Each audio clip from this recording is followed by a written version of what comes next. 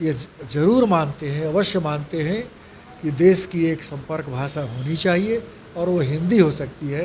ये सभी प्रबुद्ध लोग मानते हैं।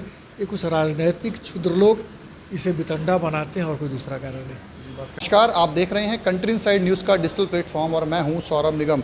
आज पटना में बिहार हिंदी साहित्य सम्मेलन के नेतृत्व में प्रांतीय महासम्मेलन 2025 का आयोजन हुआ था, जिसमें तमाम जिलों से आए हुए पदाधिकारी मौजूद थे, जिनको सम्मानित किया गया है, जिनको प्रशस्ति पत्र दिया गया है। हमारे साथ बात करने के लिए मौजूद हैं अनिल सुलभ जी, जो कि हिंदी साहित्य सम्मेलन अध्यक्ष हैं। उनसे हम बात करेंगे। अनिल जी, जो आज सम्मेलन हुआ है उसके बारे में क्या कहना चाहेंगे आप?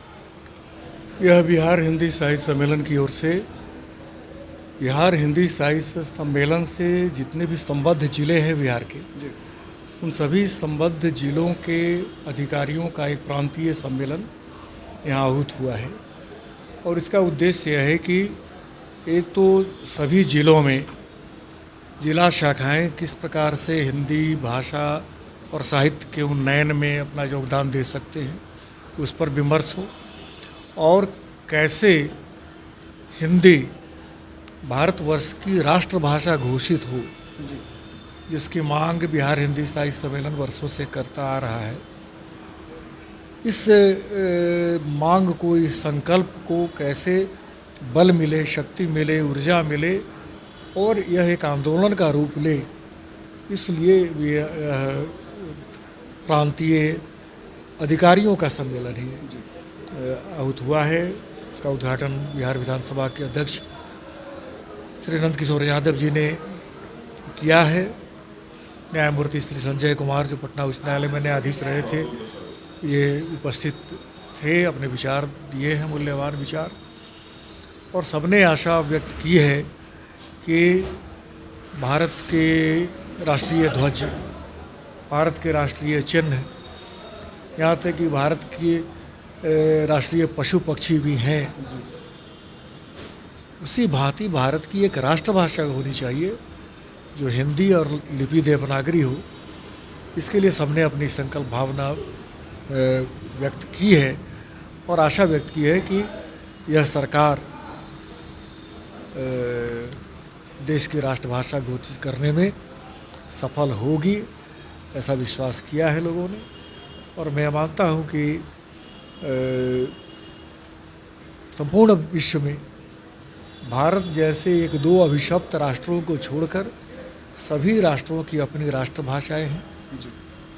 एक राष्ट्रभाषा अवश्य है और कोई ऐसा राष्ट्र नहीं है जिसमें अनेक भाषाएं नहीं हैं, वो छोटा से छोटा राष्ट्र क्यों ना। लेकिन एक राष्ट्रभाषा हर देश की होनी चाहिए, और जिस देश की अपनी एक भाषा नहीं होती वह देश वास्तव में गूंगा होता है। और वही स्थिति भारतवर्ष की बनी हुई है। भारतवर्ष में भारतवर्ष की भाषा का नहीं, एक विदेशी भाषा का शासन चल रहा है।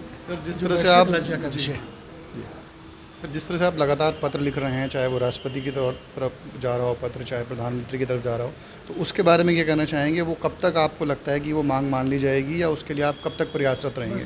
लंबे समय से आप प्रयास कर रहे हैं। मैं समझता हूँ कि भारत की सरकार इस विषय में संवेदनशील भी है और गंभीर भी है। चेष्टाएं की जा रही हैं। पता नहीं अभी तक कौन सा संकोच है कि निर्णय नहीं ले पा रही है सरकार, लेकिन मुझे लगता है कि लेने की अभिलाषा उन सब की है। अब ये राजनीतिक दृढ़ता के आने की आवश्यकता है। मैं समझता हूँ कि राजनीतिक दृढ़ता आ जाएगी, मन बन जाएगा, तो ये कोई लंबी अवधि का कार्य नहीं है, शीघ्रता से हो सकता है। और सर, आजकल के बच्चों को लेकर क्या कहेंगे कि वो हिंदी की तरफ झुकाव आए, जागरूकता बढ़े, बच्चे हिंदी पढ़ें तभी वो साहित्य तक पहुँचेंगे, तो क्या कहना चाहेंगे? नहीं, बात यह है कि बच्चों में यह बातें अभी तक नहीं प्रसारित की जा सकी है कि एक राष्ट्रीय भाव होना चाहिए, राष्ट्रीयता होनी चाहिए, देश की राष्ट्रभाषा को सम्मान मिलना चाहिए। और उन्हें यह समझाया नहीं जा सका है कि हिंदी अंग्रेजी का विकल्प हो सकती है, और अंग्रेजी से उनका कोई लाभ नहीं होना है, अंग्रेजी से क्षति ही पहुंचनी है इस देश की। ये बात जब बच्चे समझ लेंगे तो स्वतः। सर, एक अंतिम सवाल और आपसे, जिस तरह से महाराष्ट्र में भाषा विवाद छिड़ा हुआ है, उसको लेकर क्या कहेंगे? वहाँ मराठी और हिंदी के बीच में तकरार बार बार देखने को सब राजनीतिक क्षुद्रता है, और कुछ राजनीतिक क्षुद्र स्वार्थी व्यक्तियों का ये सब आग्रह रहता है बाकी आम जन भारतवर्ष के, चाहे वो अहिंदी प्रदेश के ही क्यों ना हो, वो सभी